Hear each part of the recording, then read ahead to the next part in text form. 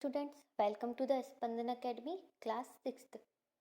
Student, today we shall study chapter 7 of science book. The name of the chapter is Getting to Know Plants.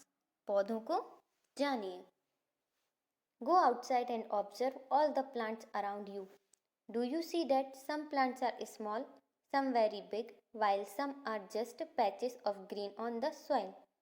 Some have green leaves, while some others have reddish ones.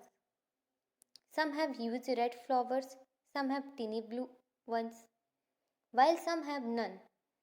We do see a variety of plants existing all around us, near our homes, in the school ground, on the way to the school, in the parks and gardens, isn't it?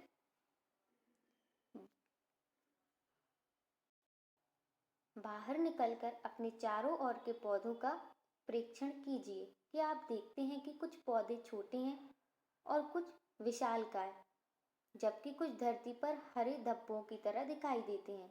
कुछ पौधों की पत्तियां हरी होती हैं, जबकि कुछ की पत्तियां लालिमा युक्त होती हैं. कुछ पौधों के फूल बड़े एवं लाल होते हैं, कुछ नीले तथा कुछ पौधों में पुष्प ही नहीं होते. आपने अपने घर के आसपास विद्यालय के रास्ते में बाग बगीचे एवं विद्यालय प्रांगण में अनेक हरे पौधे देखे होंगे. Let us get to know the different parts of any plant. This will help us understand the differences between plants of different kinds. Can you label the stem, branch, root, leaf, flower and fruit of the plant shown in figure 7.1? Color the parts of the plant. आइए हम पौधों के विभिन्न भागों के विषय में जानें. इससे हमें विभिन्न प्रकार के पौधों के बीच अंतर समझने में सहायता मिलेगी. फिगर 7.1 में पौधों के तने, शाखाओं, जड़, पत्तियां इत्यादि को नामांकित कर सकते हैं. इन भागों में रंग भरिए. आइए प्रकृति की सैर करें और पौधों से मित्रता कर उनके विषय में अधिक जानकारी प्राप्त करें. 7.1 Herbs, shrubs and trees. साग, झाड़ी एवं वृक्ष. Activity first. Look closely at the stem and branches of plant much smaller than you, plants that are about your size and plants which are much taller than you. उन पौधों के तने एवं शाखाओं को ध्यानपूर्वक देखिए जो आपसे कम लंबे हैं, जिनकी लंबाई लगभग आपके बराबर है तथा जो आपसे बहुत अधिक लंबे हैं. Feel their stem and try to bend them gently to see if they are tender or hard. तने को स्पर्श कीजिए तथा यह जानने के लिए कि तना कोमल है अथवा कठोर. इसे धीरे से एक और मोड़ने का प्रयास कीजिए. Take care that the stem does not break. Hug the tall plants to see how thick their stems are. We also need to notice from where the branches grow in the some plants close to the ground or higher upon the stem. हमें यह भी जानना चाहिए कि शाखाएं भूमि के पास तने के आधार से अथवा कुछ ऊंचाई के बाद निकलती हैं. We will now group all the plants we observed in table 7.1. Some examples are shown. You can fill the columns first, second and third. For many more plants, fill column 4 later after studying the section. अब हम प्रेक्षित सभी पौधों को table 7.1 में अलग अलग करेंगे. कुछ उदाहरण दिखाए गए हैं. आप और अधिक पौधों के लिए कॉलम फर्स्ट, सेकंड और थर्ड को भर सकते हैं. इसके बाद के अंश को पढ़कर कॉलम 4 में भरेंगे. Based on these characters, most plants can be classified into 3 categories: herbs, shrubs and trees. An example of each shown in figure 7.3. इन लक्षणों के आधार पर हम अधिकांश पौधों को 3 समवर्गों में वर्गीकृत कर सकते हैं। ये वर्ग हैं शाक, झाड़ी एवं वृक्ष। हर्ब्स मीन्स शाक, श्रब्स मीन्स झाड़ी और ट्री मीन्स वृक्ष। इन्हें फिगर 7.3 में दर्शाया गया है। 7.3 figure A herb, figure B shrubs और फिगर 3 में हमें एक बहुत बड़ा पेड़ दिखाई दे रहा है।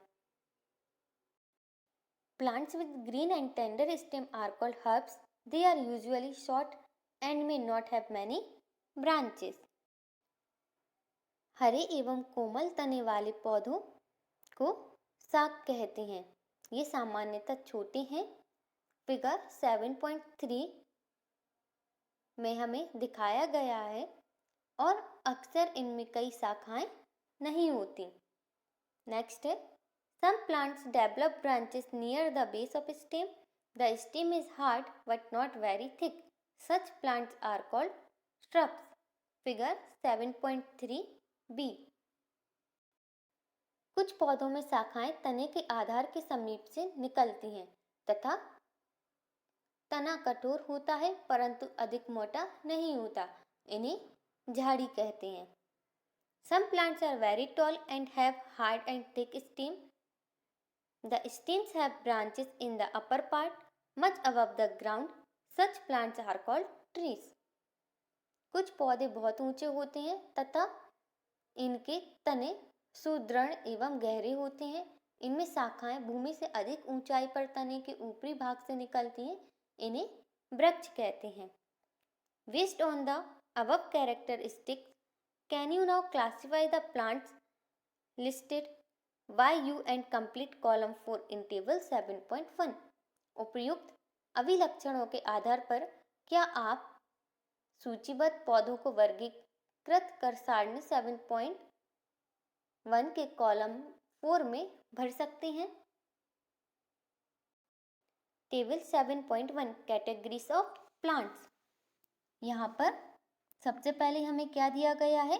Plant name. सेकंड, कॉलम 1 में हाइट दी गई है, कॉलम 2 में stem, column 3 where do the branches appear और कॉलम 4। तो चलिए हम इस टेबल को फिल करते हैं। प्लांट नेम क्या है? टोमेटो। टोमेटो कैसा होता है? Short. Green, yes. Tender, yes. फिर कैटेगरी ऑफ प्लांट क्या होगी? ये हर्ब होगी। नेक्स्ट है mango, very tall. Green, tender, इसमें क्या आ जाएगा? थिक में अपन यस लिखेंगे और हार्ड में yes. Higher up on the stem, yes. इसकी कैटेगरी क्या है? ये ट्री है। नेक्स्ट क्या दिया हुआ है? Lemon, about my height. Height ये बहुत कड़क होता है। At the base of the stem, higher up on the stem. Category of plant क्या है? श्रब। नेक्स्ट अपन क्या लिख सकते हैं? China rose. ये कैसा होता है? Slightly taller than me. Green, yes. Tender, yes. At the higher base of the stem, yes. और कैटेगरी ऑफ प्लांट क्या है? श्रब। इसी तरह आप और भी कई एग्जाम्पल ले सकते हैं, प्लांट्स के नेम ले सकते हैं और इसे फिल करिएगा। Plants with weak stem that cannot stand upright but spread on the ground are called creepers, while those that take support and climb up are called climbers. These are different from the herbs, shrubs and trees. कमजोर तने वाले पौधे सीधे खड़े नहीं हो सकते हैं और ये भूमि पर फैल जाते हैं। इन्हें विसर्पी लता कहते हैं, जबकि कुछ पौधे सहायता से ऊपर चढ़ जाते हैं। ऐसे पौधे आरोही कहलाते हैं। ये शाख, झाड़ी और पेड़ों से भिन्न हैं। Perhaps there are some plants in your school or at home that you take care of. Write down the names of any 2 trees, shrubs, herbs or creeper growing in your house or school. संभवतः आप अपने विद्यालय अथवा घर पर कुछ पौधों की देखभाल करते होंगे। अपने घर अथवा विद्यालय में पाए जाने वाले वृक्ष, झाड़ी अथवा विसर्पी लता के 2 पौधों के नाम लिखिए। 7.2 stem. Observe closely the stems of different plants around you. Note down different structures, parts borne by the stem. Compare your observation with that of your friend. What do you find? Stems bear leaves, branches, buds, flowers and fruits. अपने आसपास के पेड़ पौधों को देखें तथा उनके तने पर पाई जाने वाली विभिन्न संरचनाओं एवं भागों को देखें। अपने अवलोकन की तुलना आपने साथी द्वारा लिए गए अवलोकन से करें। आपने क्या देखा? तने में पत्तियां, शाखाएं, कली, फल व फूल होते हैं। एक्टिविटी 2। इस एक्टिविटी में हमें क्या क्या चाहिए? एक गिलास, जल, लाल स्याही, शाकीय पौधा तथा एक blade. Means glass, water, red blue ink and a soft stem. Glass को 1/3 जल से भरें। जल में लाल इंक की कुछ बूंदें डाल दें। स्टीम के तने को ग्लास में रखें, जैसा कि फिगर 7.6 में दिखाया गया है। अगले दिन इन शाखाओं का अवलोकन कीजिए। क्या इस शाख के कुछ भाग लाल नजर आते हैं? आपने देखा कि तने में रंग ऊपर चढ़ गया। अगर इसे लंबे समय तक रखा जाए तो रंग पत्तियों और सिराओं में भी आ जाता है। तो क्या आप बता सकते हैं कि यह लाल रंग यहाँ तक कैसे पहुंचा? इस एक्टिविटी में हमने देखा कि जल तने में ऊपर की ओर चढ़ता है, अर्थात तना जल का संवहन करता है। लाल इंक मीन्स रेड इंक की भांति जल में विलीन खनिज जल के साथ तने के ऊपर पहुंच जाते हैं। हमने क्या देखा है? The mineral and water go to leaves and other plant part attached to the stem. Next है लीफ। लीफ मीन्स पत्ती। अपने आसपास के पौधों को देखिए और उनकी पत्तियों को देखकर अपनी नोटबुक में उनकी पिक्चर बनाइए। क्या इन सभी की शेप, साइज और कलर एक जैसे हैं? How are leaves attached to the stem? ये तने से किस प्रकार जुड़ी है? The part of leaf by which it is attached to the stem is called petiole. पत्ती का वह भाग जिसके द्वारा वह तने से जुड़ी होती है उसे पर्णवृंत कहते हैं। The broad green part of the leaf is called lamina. पत्ती के चपटे हरे भाग को फलक कहते हैं। Can you identify these parts of the leaves in plants around you? Do all the leaves have petioles? Let us get to know the leaf better by taking its comparison. If you thought that leaves cannot shine, here is an activity which will make you think again. क्या आप अपने आसपास के पौधों की पत्तियों में इन भागों की पहचान कर सकते हैं कि सभी पत्तियों में पर्णवृंत होता है? पत्ती के विषय में और अधिक जानकारी प्राप्त करने के लिए आइए उसकी छाप लें। यदि आप सोचते हैं कि पत्ती विशेष छाप नहीं छोड़ सकती तो यह एक्टिविटी आपको पुनर्विचार कर मजबूर कर देगा। एक्टिविटी 3, एक पत्ती को एक सफेद कागज अथवा अपनी कॉपी के पेज के नीचे रखिए। इसे फिगर 7.9 में दिखाए गए तरीके से एक ही स्थान पर दबाकर पकड़कर रखें। अपनी पेंसिल को तिरछा पकड़िए तथा इसकी नोक से पेपर के उस भाग को जिसके नीचे पत्ती है धीरे धीरे रगड़िए। क्या आपको कुछ रेखाओं के साथ छाप दिखाई देती है? क्या यह छाप पत्ती की तरह है? These lines on the leaf are called veins. पत्ती की इन रेखित संरचनाओं को सिरा कहते हैं। Do you see a prominent line in the middle of the leaf? This is called the midrib. क्या आपको पत्ती के मध्य एक मोटी सिरा दिखाई देती है? इसे मध्य सिरा कहते हैं। The design made by veins in a leaf is called the leaf venation. पत्तियों पर सिराओं द्वारा बनाए गए डिजाइन को सिरा विन्यास कहते हैं। If the design is net-like on both sides of midrib, the venation is reticulate. In the leaves of grass, you might have seen that the veins are parallel to one another. यदि यह design मध्य सिरा के दोनों ओर जाल जैसा है तो यह सिरा विन्यास जाली का रूपी कहलाता है। आपने देखा होगा कि घास की पत्तियों में यह सिराएं एक दूसरे के समांतर हैं। This is parallel venation. ये क्या है? ऐसे सिरा विन्यास को समांतर सिरा विन्यास कहते हैं। Observe the venation in as many leaves as you can without removing them from the plant. Draw the pattern and write names of some plants having reticulate and parallel venation.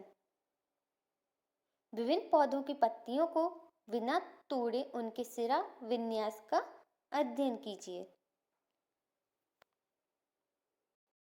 Shall we now find out some of the functions of a leaf?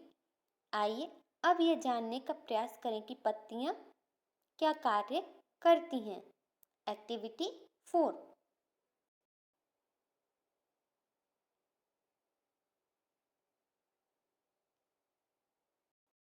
we will require a herb, 2 transparent polythene bags and thread. आवश्यक सामग्री: पौधा, polythene के 2 पारदर्शी थैले तथा कुछ धागा। इस एक्टिविटी को दिन के समय करना चाहिए जब धूप खिली हो। इस एक्टिविटी के लिए आपको स्वस्थ, भली भांति सिंचित और धूप में रखे हुए पौधे को लेना चाहिए। किसी पौधे की पत्ती वाली शाखा को फिगर के अनुसार एक पॉलीथीन की थैली से ढककर धागे से बांध दीजिए। दूसरी पॉलीथीन की खाली थैली पर भी धागा बांधकर धूप में रख दीजिए। कुछ घंटों के बाद पॉलीथीन की थैली के आंतरिक पृष्ठ को ध्यानपूर्वक देखिए। आप क्या देखते हैं? क्या किसी थैली के अंदर जल की बूंदें दिखाई देती हैं? किस थैली में जल की बूंदें दिखाई देती हैं? क्या आप बता सकते हैं कि यह बूंदें कहाँ से आई हैं? एक्टिविटी के बाद पॉलीथीन की थैली को हटाना मत भूलो।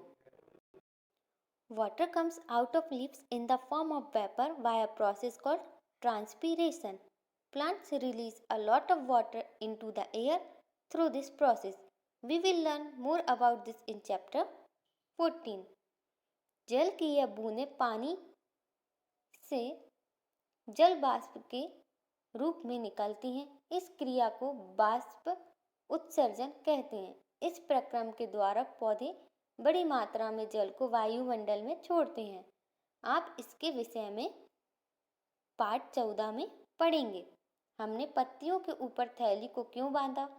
क्या पौधों के वाष्प उत्सर्जन से निकली जल वाष्प को हम अन्यथा देख पाते हैं? चैप्टर 5 के उन एक्टिविटीज के विषय में स्मरण कीजिए जिनमें जल विभिन्न अवस्थाओं में बदल जाता है। क्या आप इनके नाम बता सकते हैं? उस प्रक्रम का नाम बताइए जिसके कारण जल बूंदों के रूप में पुनः पॉलीथीन की थैली पर दिखाई देने लगता है। पत्तियों का और भी कार्य है, आइए इसका अध्ययन करें। एक्टिविटी 5.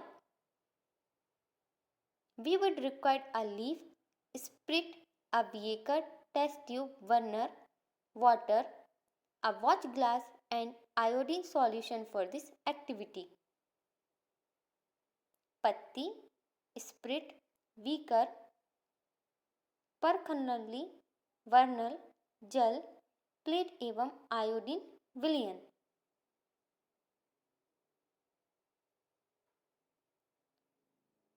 परखनली में एक पत्ती रखिए तथा उसमें पर्याप्त मात्रा में स्प्रिट डालें जिससे पत्ती संपूर्ण डूबी रहे। अब इस परखनली को जल के आधे बीकर में रखिए। बीकर को उस समय तक गर्म करते रहें जब तक पत्ती से हरा रंग पूर्णतः बाहर नहीं निकल जाता। अब पत्ती को परखनली से सावधानी पूर्वक बाहर निकालकर जल से भली भांति धोइए। इसे प्लेट में रखकर आयोडीन सॉल्यूशन की कुछ बूंदें डालिए। आप क्या देखते हैं? आपने प्रेक्षण की तुलना चैप्टर 2 में खाद्य पदार्थों के विभिन्न पोषकों की उपस्थिति का परीक्षण के समय किए गए प्रेक्षण से कीजिए। क्या इसका अर्थ है कि पत्ती में मंड है, मीन्स स्टार्च है? हमने चैप्टर 2 में देखा था कि कच्चे आलू में भी स्टार्च उपस्थित होता है। आलू में यह स्टार्च पौधों के अन्य भाग से आकर एकत्रित हो जाता है, परंतु पत्तियां प्रकाश और हरे रंग के एक पदार्थ की उपस्थिति में अपना भोजन बनाती हैं। इस प्रक्रिया में जल एवं कार्बन डाइऑक्साइड का उपयोग करती हैं। इस प्रक्रम को प्रकाश संश्लेषण कहते हैं। इस प्रक्रम में ऑक्सीजन निष्कासित होती है। पत्तियों द्वारा संश्लेषित भोजन अंततः पौधों के विभिन्न भागों में मंडल के रूप में संग्रहित हो जाता है। Leaf prepare their food in the presence of sunlight and a green colored substance present in them. For this, they also use water and carbon dioxide. This process is called photosynthesis. Oxygen is given out in this process. The food prepared by the leaves ultimately gets stored in different part of plant. We have seen that the stem supplies leaf with water. The leaf uses the water to make food. The leaves also lose water through transpiration. How do the stem and leaves get water? This is where the roots come in. अब तक हमने जो activities की है उनमें हमने देखा कि तना पत्ती को जल पहुंचाता है। पत्ती जल का उपयोग अपना भोजन बनाने के लिए करती है। पत्तियों से जल की कुछ मात्रा हम बाष्पोत्सर्जन द्वारा होता है। तने और पत्ती को जल कैसे प्राप्त होता है, यह कार्य जड़ें करती हैं। अगली वीडियो में हम रूट और आगे का चैप्टर पढ़ेंगे। Thank you.